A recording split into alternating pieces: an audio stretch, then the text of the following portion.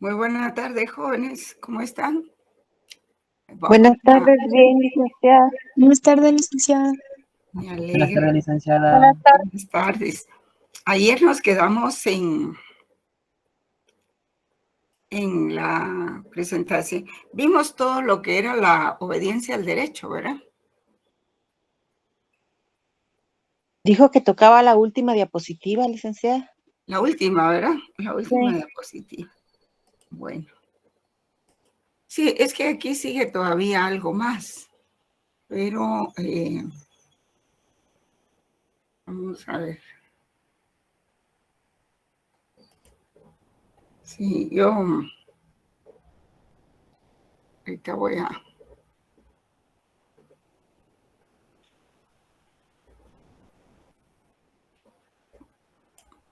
Solo voy a esperar que terminen de ingresar.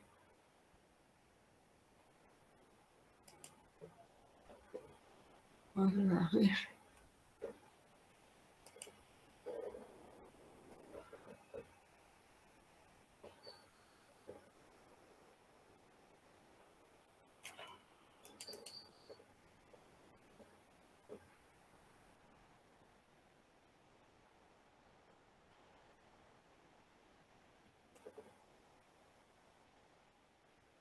Bueno.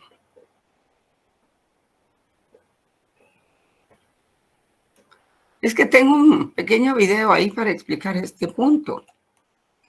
Y quiero ver si... Sí, aquí está. Bueno. Vamos a ver la última parte de la presentación. La última. Creo que el lunes tenemos clase también, ¿verdad? No, perdón, el miércoles. Jueves sería. Sí. Jueves y viernes es con Con usted. usted, sí, con usted sería jueves. Jueves No, y viernes, sí. jueves y viernes, ¿verdad?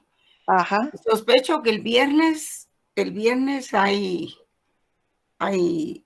no va a haber porque hay una declaratoria ahí de huelga, yo no sé, con todos los problemas que están ocurriendo en la universidad, pues es un poco difícil la situación, ¿verdad?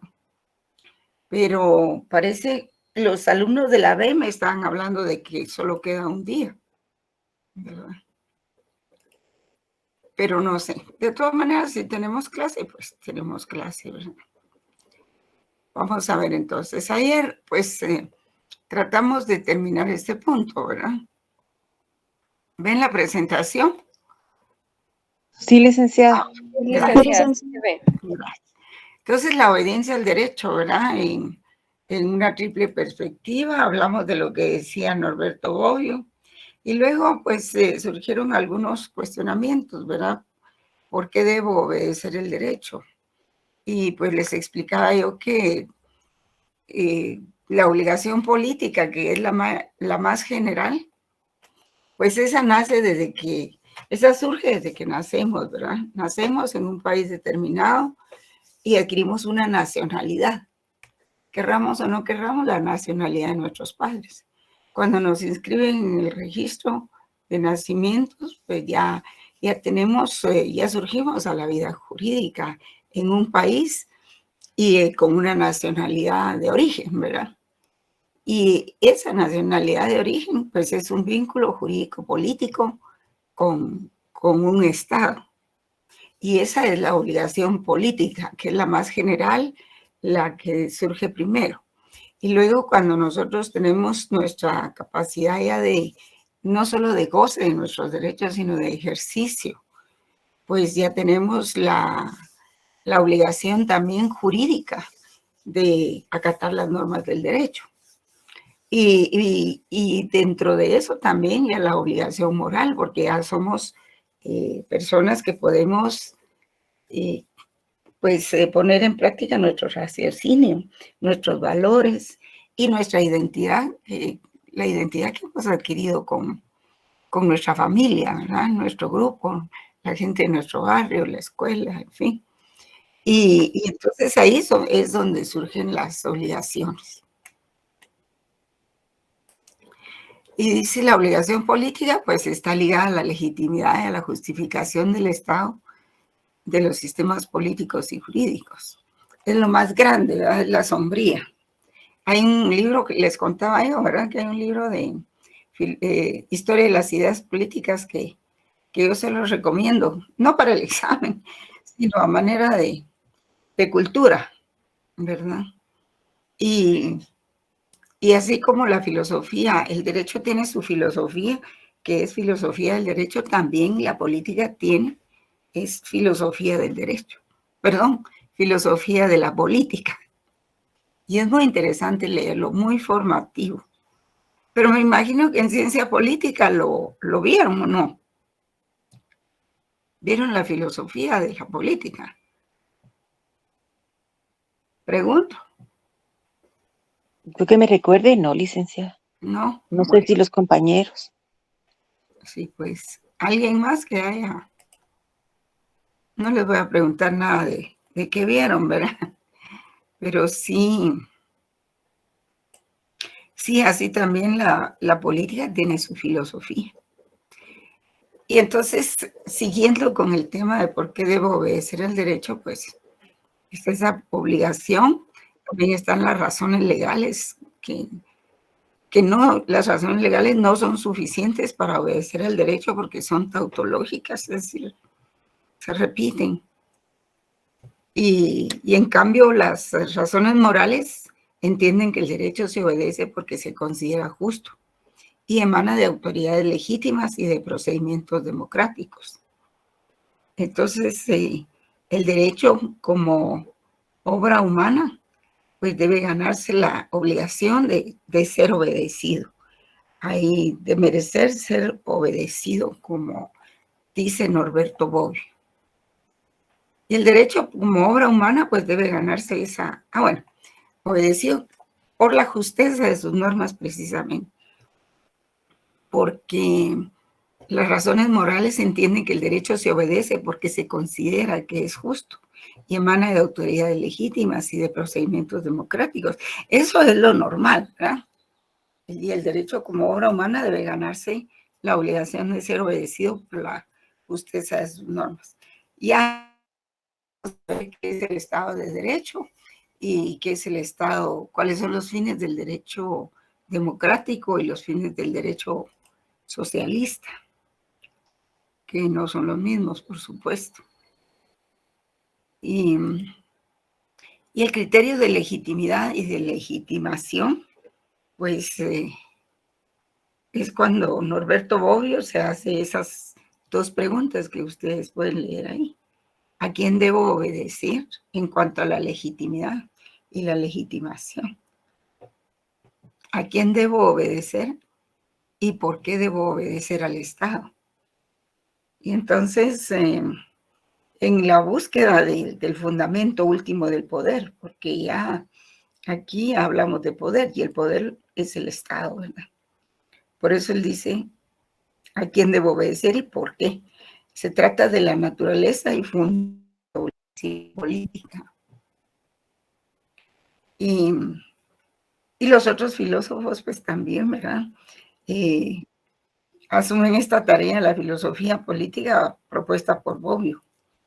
Y filosofía política como búsqueda de esos dos criterios, de legitimidad del poder y de determinar por qué el Estado, por qué del Estado y los motivos que exploran la obediencia que los hombres prestan o recusan al poder.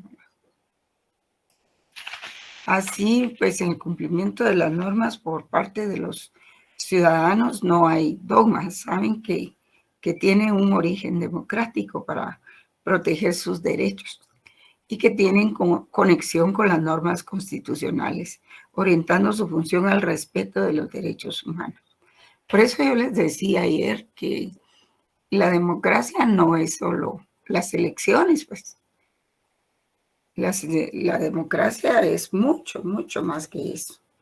Es la ley, por ejemplo, es permitirle a otro que opine y pronunciarse sobre el trabajo o las conductas que están realizando los que gobiernan. Pues, porque los que gobiernan son personajes públicos y están expuestos a la crítica, a la opinión pública.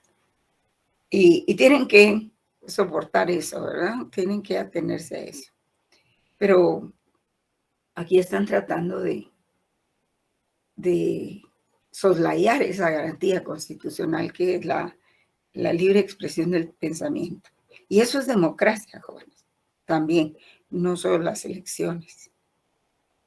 Y también, pues, están las razones jurídicas que se corresponden con las razones legales, ¿verdad? La obligación política perfecciona la obligación moral individual, pues se apoyan razones morales conectadas íntimamente con el sistema político. Entonces, la obligación política se perfecciona la obligación moral individual. Repito, pues se apoyan razones morales conectadas íntimamente con el sistema político y presuponen la vida en sociedad, la convivencia política y la necesidad de autoridad. Y es la suma de obligaciones legales y morales. Estas últimas cuestionan a las exclusivamente legales. Por eso fue que cuando iniciamos el tema sobre la validez del derecho, ustedes se dieron cuenta que inmediatamente lo relacionamos con la moral. Tratamos el tema entre la moral y el derecho. Vamos a ver entonces.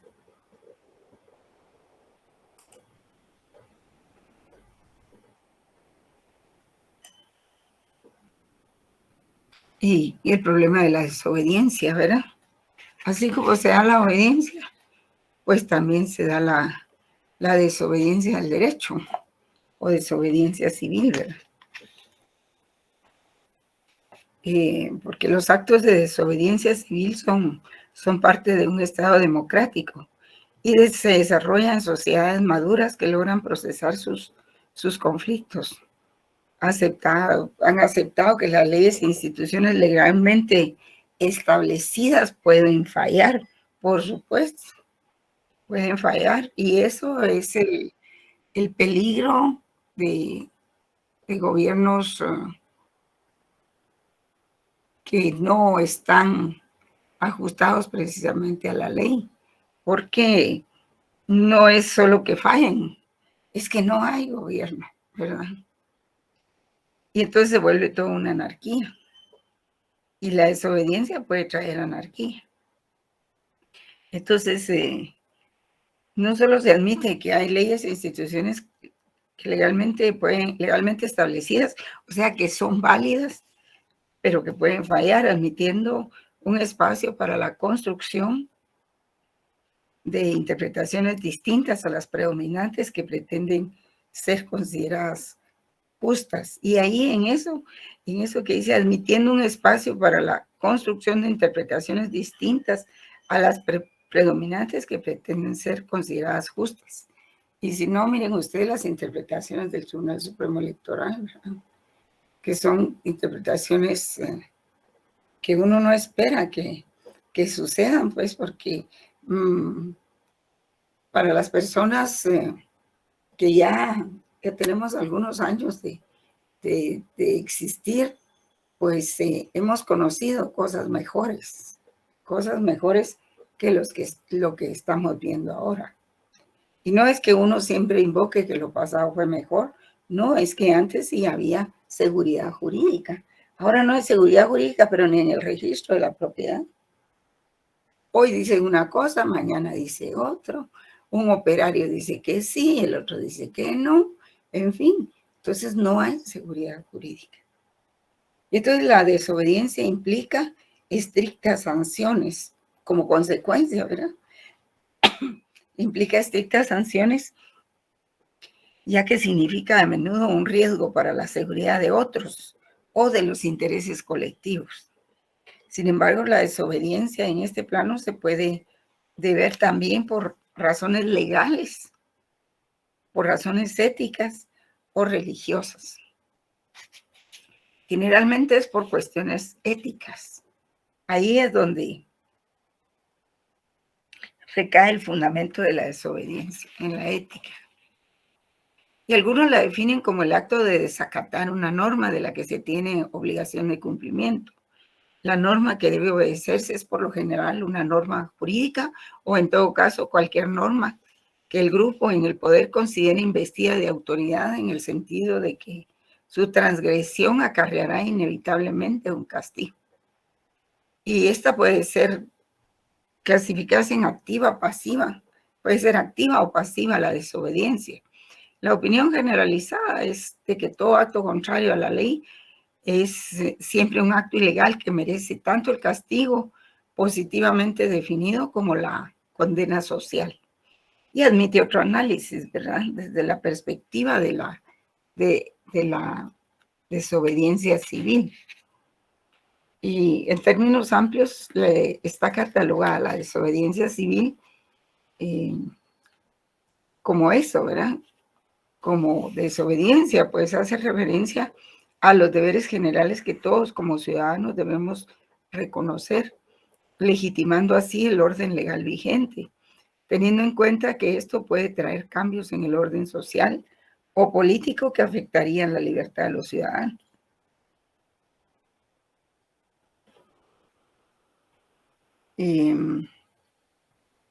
Y la desobediencia civil corresponde a diversos ámbitos, entre ellos la ética. Diferir, disentir, protestar, no acatar inapropiadas, órdenes inapropiadas o con las que no se está de acuerdo, es el derecho y privilegio del ser humano. Y eso también, jóvenes, también es democracia.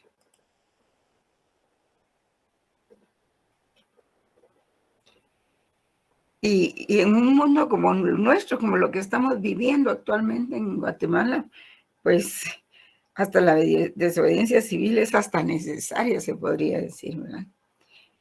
Javier Sadaba, otro autor, define: si la sociedad no es democrática, no hay problema, porque no hay nada a lo que haya que obedecer, o habría que desobedecer a casi todo. Y una parte se niega a obedecer. Perdone, licenciada, que le interrumpa. Javier Saba, dijo. Sadaba. Sábada. Gracias. Es con B grande. Gracias, licenciada. Para servir. Escribe: si la sociedad no es democrática, no hay problema, porque no hay nada a lo que se deba obedecer, o habría que desobedecer a casi todo. Y una parte se niega a obedecer y lo hace pacíficamente. Por ejemplo, negarse a pagar impuestos, ¿verdad? Porque no son utilizados para los fines que fueron creados. No sé si ayer leí un artículo de la Constitución Política. El artículo No, 5. licenciada. Va. El artículo 5 habla de la libertad de acción. Y una vez clara la definición de la obediencia, nos referimos al problema de la desobediencia del derecho. Pues cuando no se está bajo una normativa, los ciudadanos no tienen control de sus propias acciones y se violentarían los derechos de los otros como los derechos en común, ¿verdad? Entonces, por supuesto, hay diferentes manifestaciones o clasificaciones de forma de la desobediencia civil. Pues pueden haber protestas o medios para manifestar la desobediencia civil. Protesta, persuasión. Hay acciones de tipo simbólico también que hacen que el interés pasivo de la comunidad se despierte y se incorporen al movimiento.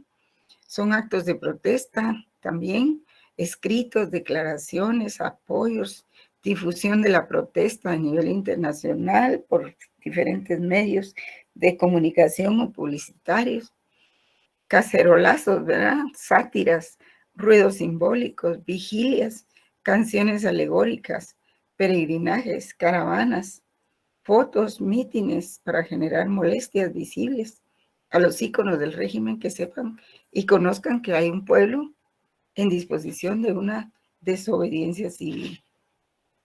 También el desmantelamiento de empresas no deseadas, el impago de impuestos, ¿verdad? No pago de impuestos, en fin. Hay varias formas de manifestación. Y bueno, ahí quedaríamos. La opinión generalizada es que todo acto contrario a la ley es siempre un acto ilegal que merece tanto el castigo positivamente definido como la condena social. Y ahí terminaríamos ese punto. Y entonces vamos a trabajar lo que es, solo que eso sí no lo tengo en Filminas, el libre albedrío. Aquí. Pero vamos a ver un video. Entonces nos quedaría el último punto de esta unidad, que se llama, vamos a hacerlo acá. El libre albedrío. Albedrío o libre elección.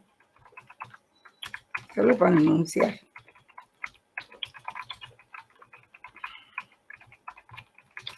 Responsabilidad jurídica. Esto lo puedo repetir el próximo día. El nexo de imputación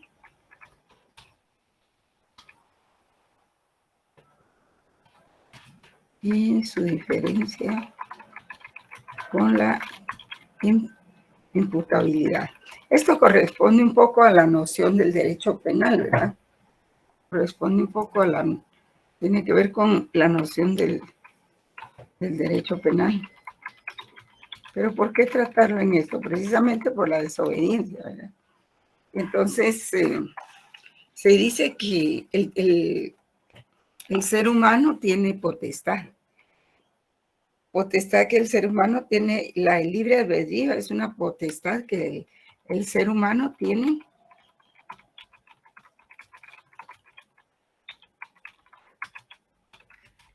puede obrar como considere y elija, ¿verdad?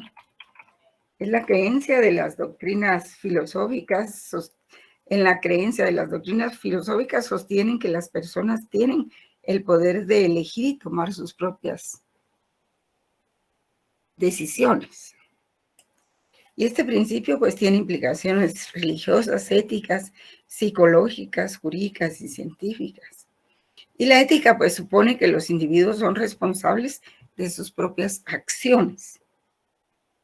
Y en la psicología se afirma que la mente controla las acciones del cuerpo, algunas de las que son conscientes. Sí, por ejemplo, los neurólogos dicen que que la amígdala, que es una glándula que tenemos abajo, cerca de la oreja, en el cerebro, dice que es la que contiene los impulsos de hacer, pero que digamos, la parte prefrontal del cerebro es donde se ubica la razón. Y es la que le pone freno a los impulsos que lanza la amígdala, ¿verdad? Entonces, la capa prefrontal, pues es donde tenemos el raciocinio, los valores, la razón propiamente, ¿verdad? Y pues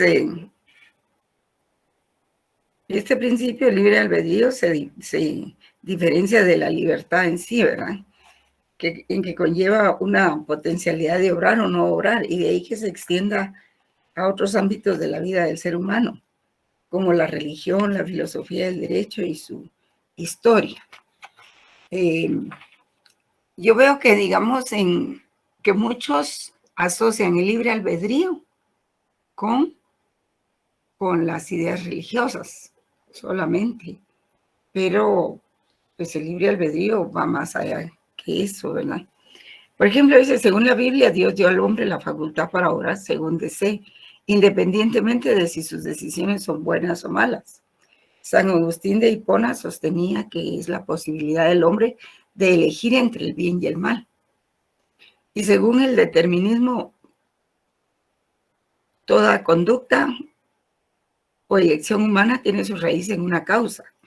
Implica que nuestras decisiones estarían determinadas por todas las causas que preexisten, lo que significa que no hay elección posible y que el libre albedrío en realidad no existe. Sí, cuando todo el mundo dice, pues está escrito y así tenía que suceder, ¿verdad? Entonces, prácticamente no hay libre albedrío, pero los biólogos también lo dicen, pero no así en términos religiosos. Ellos dicen que nuestro libre albedrío está limitado por la herencia genética de nuestros padres y que nosotros repetimos cuando nacemos y ya estamos grandes, ¿verdad? Los liberales, por supuesto, no reconocen estas tesis y afirman que sí existe el libre albedrío. Y en el derecho penal, pues sirve de fundamento legal para el castigo de los delincuentes. Significa que si un individuo ha tenido la libertad para decidir hacer el mal, entonces también ha elegido o aceptado, en consecuencia, la pena o castigo aplicado para dicho delito. Estamos hablando de condiciones normales, ¿verdad? Cuando no hay impunidad, pero cuando hay impunidad, los mayores delincuentes salen libres, pues, y hasta son electos después. Pueden participar en las elecciones como candidatos. Esto estamos hablando en un estado normal, en un estado de derecho. Y la responsabilidad jurídica es el deber, es la obligación que se tiene o la pena que deviene de la imputabilidad jurídica de un hecho jurídico causado por la culpabilidad y la responsabilidad objetiva, independientemente de la intención de la acción, y supone el nacimiento de obligaciones para el imputado y derechos para el sujeto ofendido o afectado. Y la obligación o deber constituye la comprensión de la persona de su lugar en la sociedad y de su papel en asuntos de la sociedad. Y toda acción, como ustedes saben, conlleva lleva una reacción, ¿verdad? Pero también conlleva una responsabilidad. Y la responsabilidad es una regulación, ya sea moral o normativa. Y entonces, en el derecho procesal penal, pues, se relaciona la imputación con la imputabilidad, ¿verdad? Su diferencia con la imputabilidad. Y en derecho procesal penal, la imputación es el acto mediante el cual se le acusa formalmente a una persona de un delito concreto. Deja de ser testigo, se convierte en parte para ejercer sus derechos de defensa, que son mayores cuando ya existe una acusación formal, con sus características, derechos y garantías del imputado, ¿verdad? Entonces se diferencia de la imputabilidad en que esta es la posibilidad condicionada por la salud y madurez espiritual del autor de valorar correctamente los deberes y de obrar conforme a ese conocimiento. Es la capacidad del sujeto para ser culpable, ¿verdad? Y la imputación es la posibilidad de atribuir un hecho a un sujeto. Y la imputabilidad es la capacidad del individuo para ser penalmente culpable. Bien, alrededor de esto vamos a ver un video. Y solo vamos a ver un video que dura muy poco, pero que nos puede dar una explicación un poquito más amplia acerca de esto.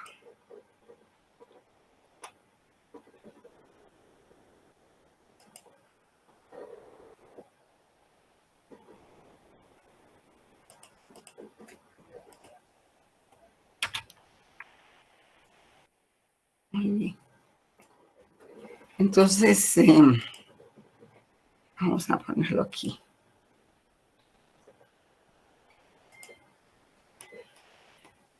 Esto corresponde al tema de teoría del delito del derecho penal, ¿verdad? Fundamentalmente es eso.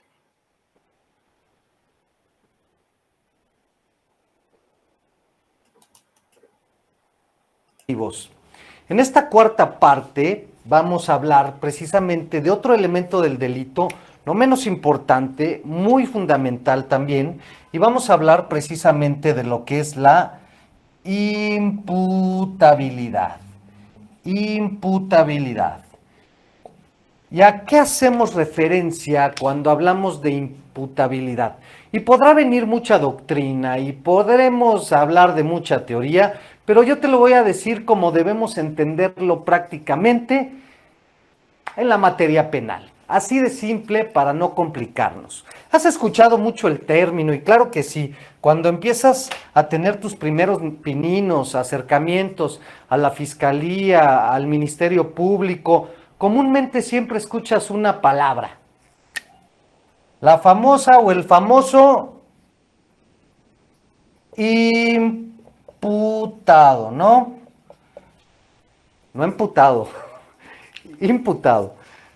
Y es una palabra muy común que vas a escuchar en la materia penal, porque es la manera en que el Ministerio Público llama al acusado, imputado.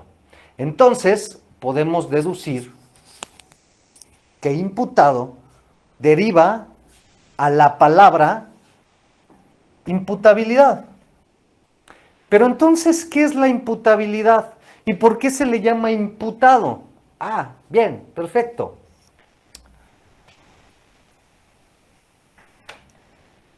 La imputabilidad se dice que se le atribuye a una persona cuando lleva a cabo una conducta. Fíjate la relación, esto es lo importante, fíjate la relación que tienen los demás elementos del delito.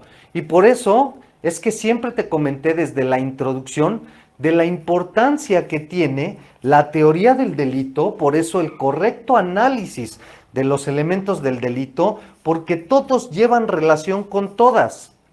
Luego entonces, si falta un elemento del delito en la teoría del delito de la autoridad, en este caso del Ministerio Público, simple y sencillamente no se puede o no se debe acusar a la persona a la que se le pretende señalar. Que quede claro, imputabilidad es que la persona tiene la capacidad de entender y razonar que la conducta que llevó a cabo es incorrecta, pero más aún tiene la capacidad de entender que no solo la conducta es incorrecta, sino que esa conducta tiene una consecuencia, y esa consecuencia posiblemente sea una pena, un castigo, una sanción, lo que tú quieras.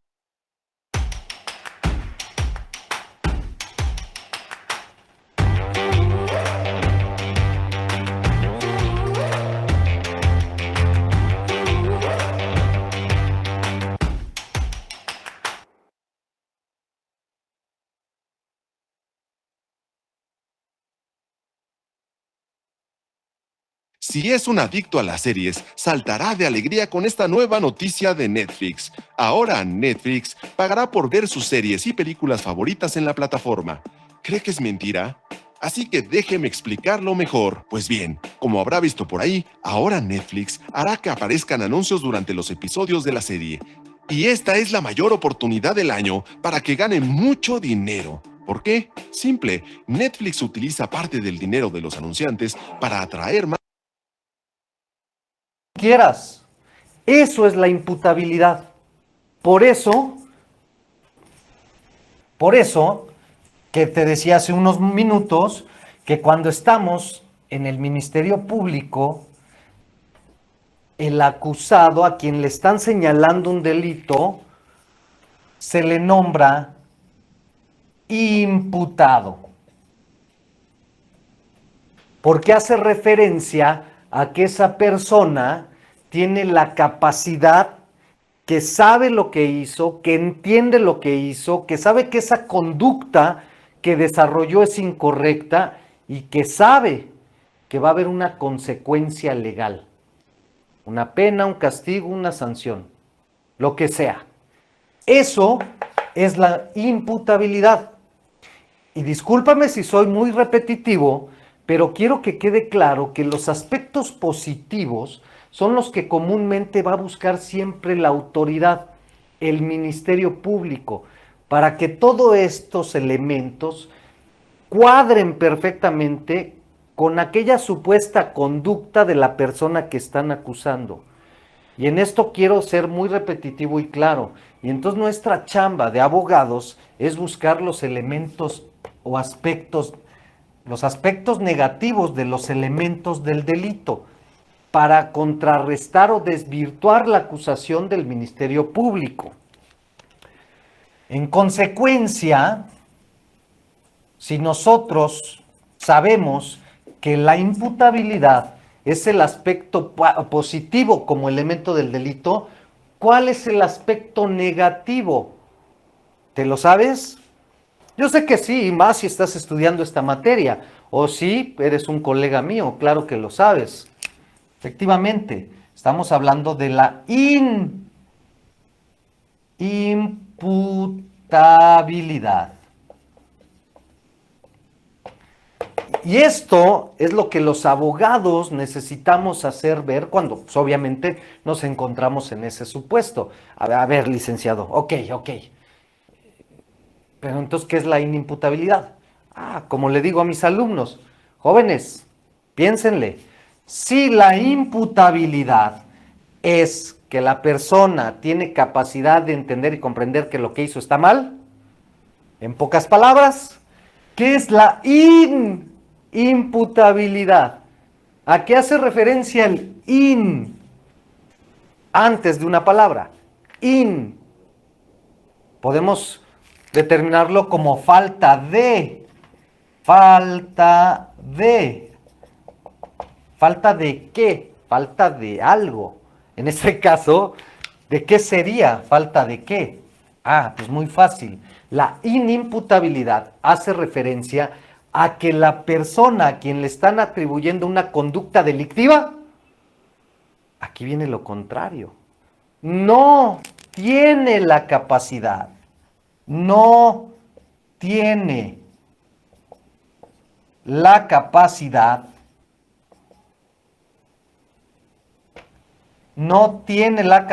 ¿de qué?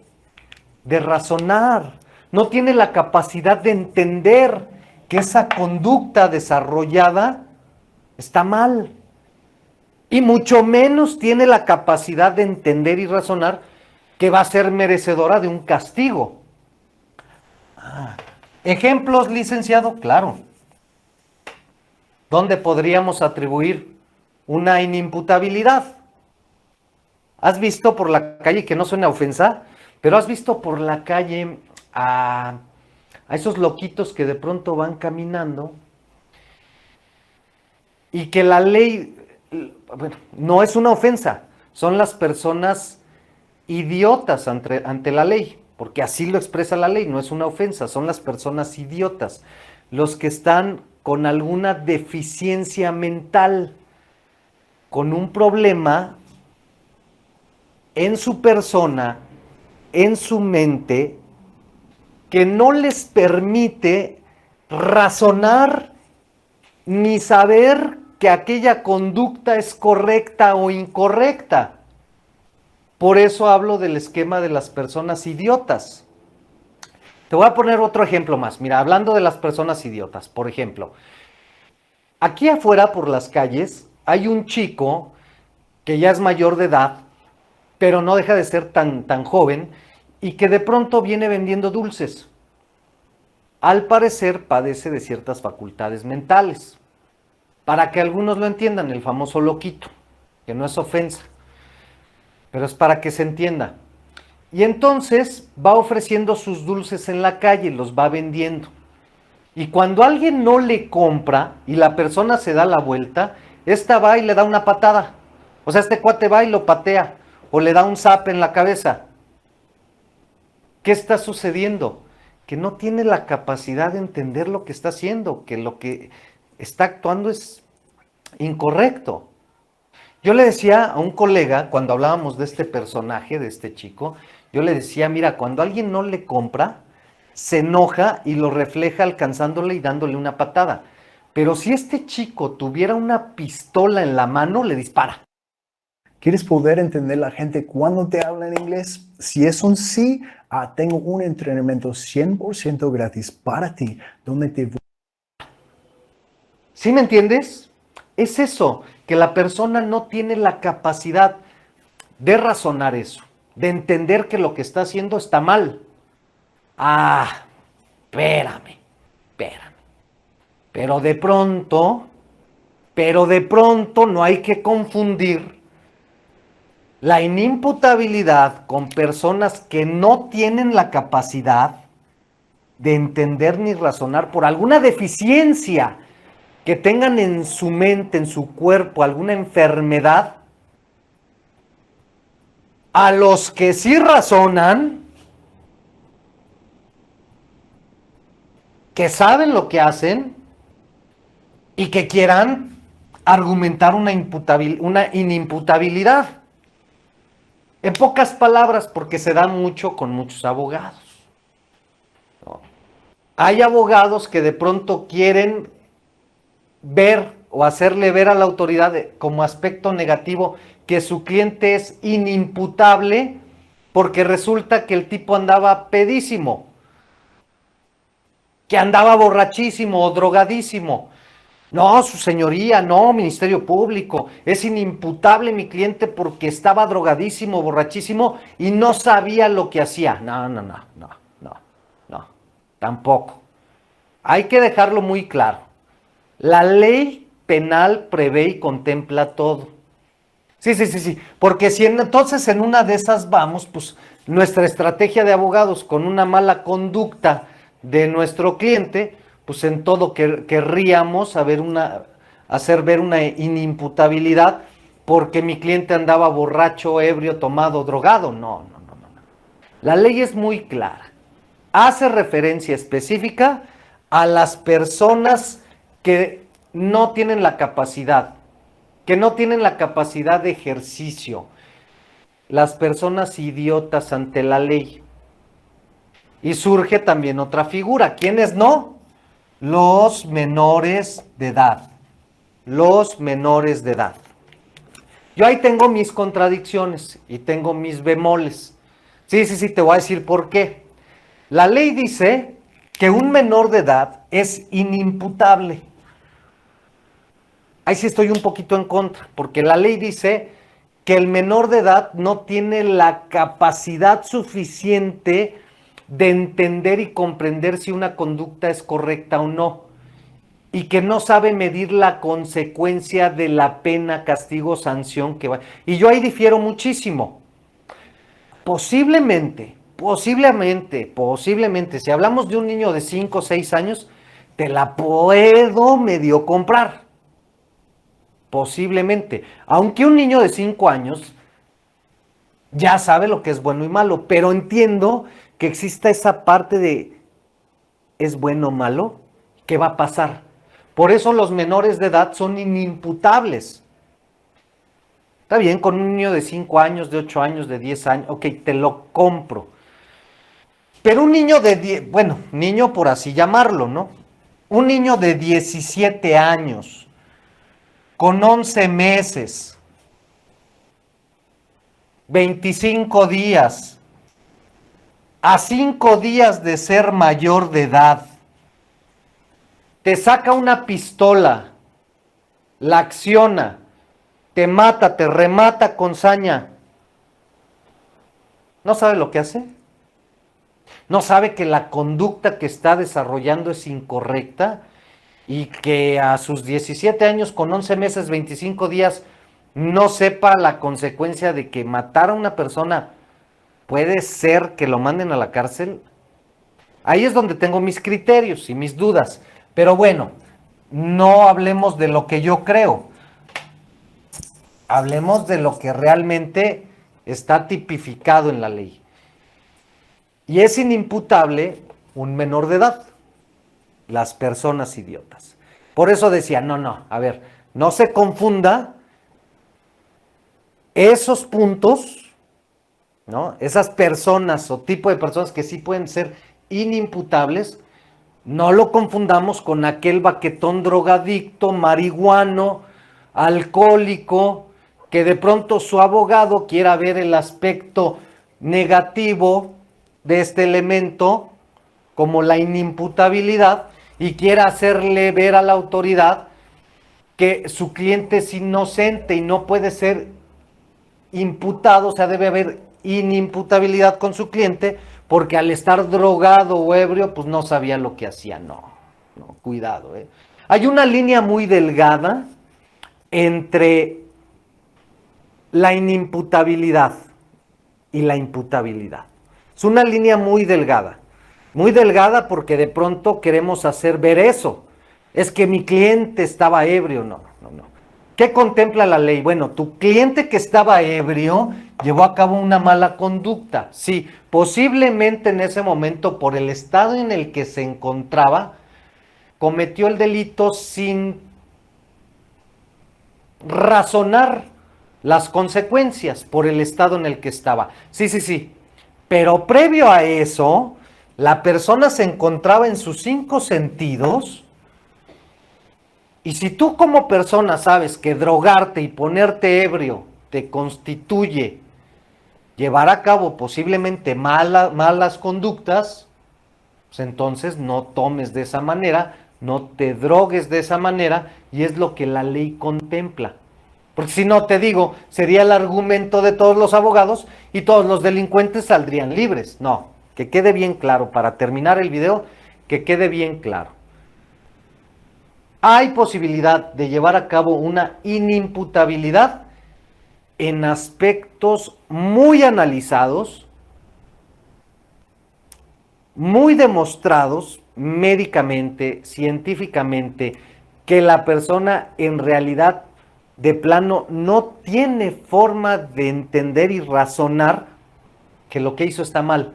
Y otra es que aquel baquetón que mató a la mamá llegue con la autoridad a querer decir: soy inimputable, maté a mi mamá, le metí 80 cuchilladas, ya no cabían en el cuerpo, pero soy inimputable porque andaba pedo y no sabía lo que hacía. No, hay que dejarlo muy claro. Eso es con respecto a la imputabilidad y a la inimputabilidad.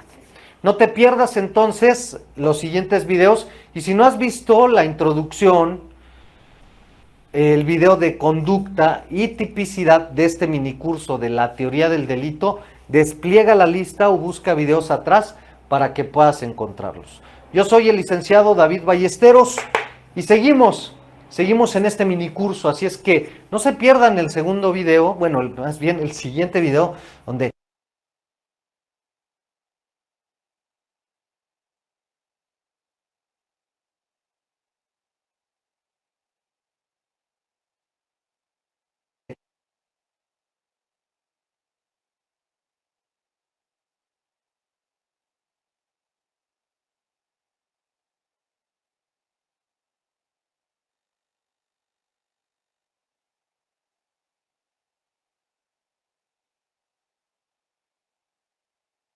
Bueno, jóvenes, un poco ahí. Ustedes dirán que por qué les puse ese video, ¿verdad? Pero es que como estamos hablando de la desobediencia al derecho, ¿verdad? Y pues hay tantos tópicos que manejar en ese tema. Es sumamente extenso y pues es importante traer a colación o recordar un poco cuando ustedes vieron su derecho penal y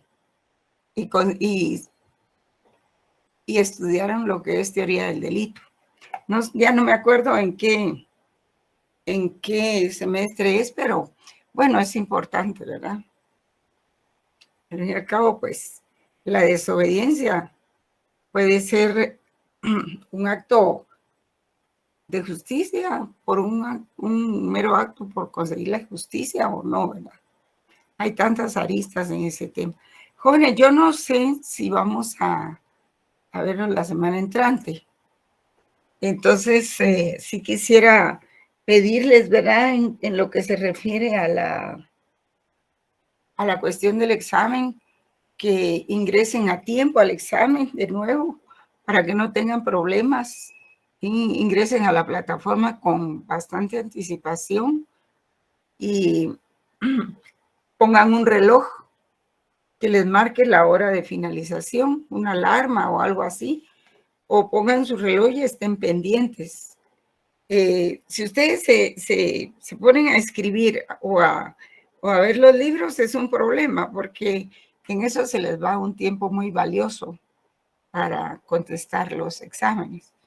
Y ya ven que los exámenes míos pues no son de memoria, ¿verdad? Sino que son de puro razonamiento, de análisis, de reflexión, para ver si ponen en práctica los conocimientos adquiridos, ¿verdad? Hay muy buenas calificaciones, hay regulares, pero creo que ninguno punteó mal, pues. Y creo que pueden hacer ese buen esfuerzo de nuevo en el segundo examen. Así es de que no ustedes aparten ese día del examen como algo muy importante, pues algo, pueden enfermarse para no ir a trabajar o hacer lo que sea para poder examinar.